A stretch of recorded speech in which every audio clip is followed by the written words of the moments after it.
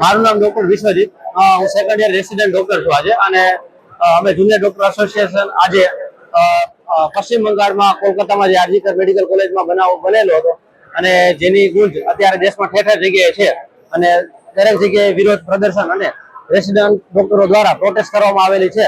એના અંતર્ગત આજે બી અમારી પ્રોટેસ્ટ કન્ટિન્યુ છે.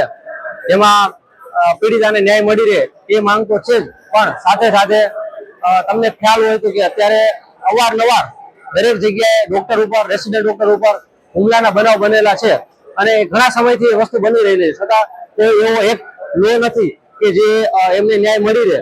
ક્યાંક ને ક્યાંક આમાં સિસ્ટમની ખામી દેખાય છે. જે ઘણા સમયથી આ ઘણા બધા વાયદા કરેલા છે, છતાં પણ કોઈ એવો લો પાસ કરેલો નથી.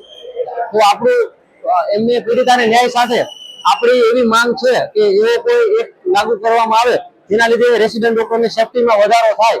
જેમ કે સેન્ટ્રલ પ્રોટેક્શન એક્ટ, જે ઘણા સમયથી ચર્ચામાં છે પણ એમનું અમલીકરણ થયેલું નથી, તો એ લાગુ કરવામાં આવે. અને સાથે સાથે સેન્ટ્રલ એક્ટની સાથે અમે અમારી લોકલ ઓથોરિટી ઇન્સ્ટિટ્યૂટ લેવલે, સ્ટેટ લેવલે બી અમારી સેફટી મેજર્સ, સીસીટીવી ઇમ્પ્લિમેન્ટેશન અને લોકલ જે ઇસ્યુ છે કે જેમાં કોઈ પણ સમયે રેસિડેન્ટ ડોક્ટર ઉપર હુમલો થાય તો તત્કાલિક ધોરણે ઓથોરિટી આ બાબતને ધ્યાનમાં લઈ અને પ્રોસિજર કરે. તો અત્યારે ખાસ સેન્ટ્રલ જે અમારી માંગણી છે જે આરજીકરની, પ્લસ સાથે સાથે અમારી લોકલ ઓથોરિટીને બી અમે અમારા લોકલ ઇસ્યુ, લોકલ સેફટી માટેની જાણ આજે કરવાના છીએ.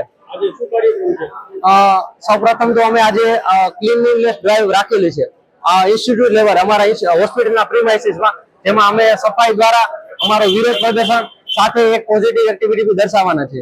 અને બીજું, અમે અમારી ઓથોરિટીને, અમારા હાયર ઓથોરિટી સુપ્રિન્ટેન્ડન્ટ ડીને અમારા લોકલ ઇસ્યુ વિશે જાણ કરવાના છીએ.